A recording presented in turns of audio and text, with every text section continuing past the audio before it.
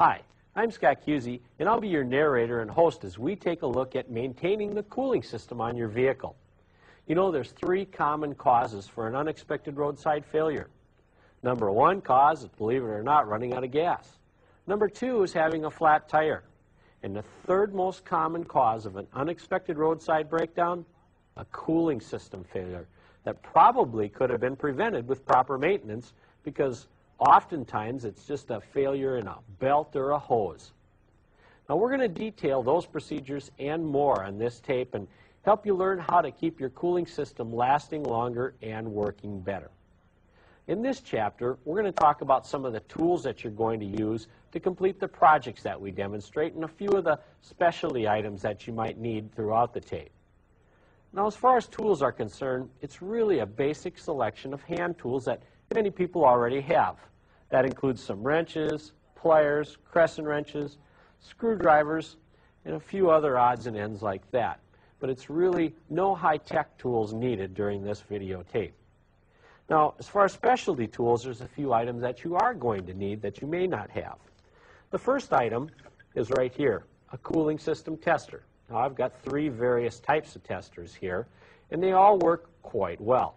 One of the things I like to do is use a large tester because I can pull more volume up into the tester as far as antifreeze itself, and it gives me a little bit better idea of the condition of antifreeze in there. I can see rust or corrosion in it a little bit better. So that's the only reason. But you are going to need a cooling system tester to check the condition of your coolant. Also, one of the things I like to use periodically is some anti-rust. I like to put some of that in about once every year. It just helps replenish some of the corrosion inhibitors in your antifreeze.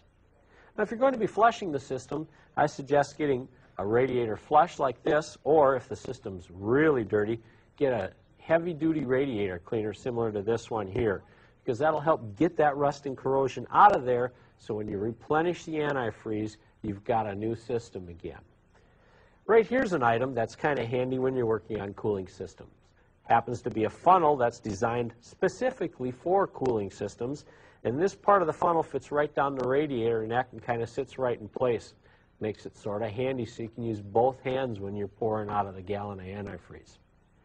Now, if you're going to be flushing the system, a couple different styles of kits available. This kit's been out on the market for many years, been used, and works real well.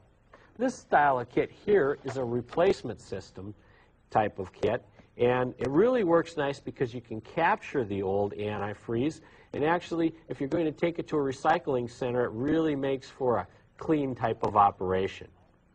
Last point I'd like to make, always replace clamps when you're replacing hoses. And most new style of clamps will have a hex right on the top of them that you'll need to tighten. You can use a screwdriver, or what I like to use is a little socket like this here, because not only can you tighten it a little bit better, but if you want to get on it, you can also add some extensions or use a little ratchet on it if it's in a difficult to get at spot. So kind of a neat little tip to use there. In Chapter 2, we're going to take a look at something you should do on at least a weekly basis, and that is check your coolant level. Chapter 3, we're going to take a look at actually inspecting the coolant and testing its freeze and boil over condition. In Chapter 4, we'll do a demonstration on flushing your cooling system. Chapter 5 will concentrate on inspecting and replacing coolant hoses. Chapter 6 will talk about inspecting and replacing V-belts. And in Chapter 7, we'll spend a little bit of time on the newer style of belt on today's vehicle, and that is replacing a serpentine style belt. Right now, I'd like to take just a moment to thank you for choosing Car Care Seminar to help you become a more successful do-it-yourselfer. And before you start your next repair, check to see if there's a Car Care Seminar tape available to help you do it the right way the first time and every time. Now, let's get started with our first repair.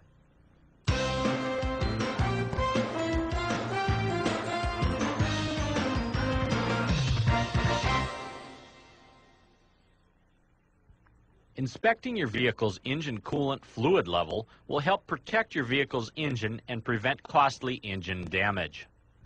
When checking fluid levels, make sure you park the vehicle on a level surface. When checking your engine coolant level, First, determine if you have a closed or non-closed system. A closed system will have a coolant recovery bottle located on the fender. A non-closed system will not have a coolant recovery bottle. This type of system is primarily found on older vehicles. Refer to a service manual or your owner's manual to help determine which system your vehicle has. On closed systems, the recovery bottle will have 1 or 2 levels marked on the side. The lower mark indicates where the coolant level should be when the engine is cold. The upper mark on the bottle indicates where the coolant level should be when the engine is fully warmed up. Check the fluid level against the correct mark depending on if the engine is cold or hot. If the coolant level is low, remove the coolant recovery cap and using a funnel, add a 50-50 blend of coolant and water to the recovery bottle to bring it up to the correct level. Once the level is correct, replace the recovery cap. To check the coolant level on a non-closed system, you need to remove the radiator cap. Be careful and never remove the radiator cap when the engine is hot. Always make sure the engine is cool before removing the radiator cap to prevent personal injury. With the cap off, inspect the coolant level. Generally, on a non-closed system, the coolant level should be approximately 1 inch below the bottom of the radiator neck. If low, add a 50-50 blend of coolant and water.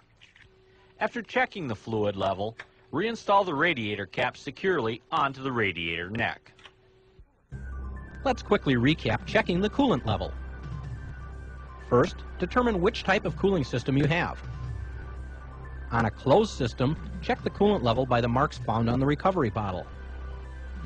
On a non-closed system, check the coolant level to be sure it's just below the radiator cap filler neck, and open the system only when cold. Add a 50-50 mixture of coolant to either type to bring up to the correct level.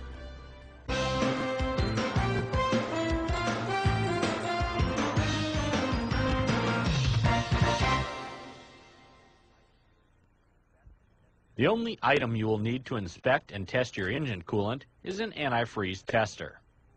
When inspecting and testing your engine coolant, always start with a cool engine.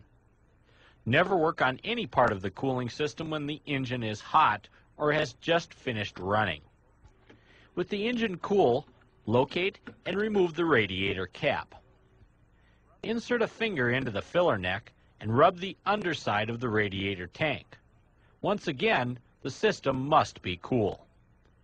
If your finger comes out dirty, the system contains rust, scale, and lime deposits. These deposits indicate the cooling system should be completely flushed and new coolant added to prevent premature failure of the other components within the system. Another means for inspecting the condition of your coolant is with an antifreeze tester.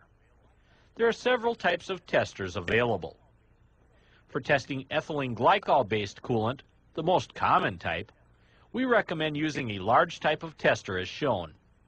They are more accurate, easy to use, and allow better visual inspection of the coolant for rust and sediment.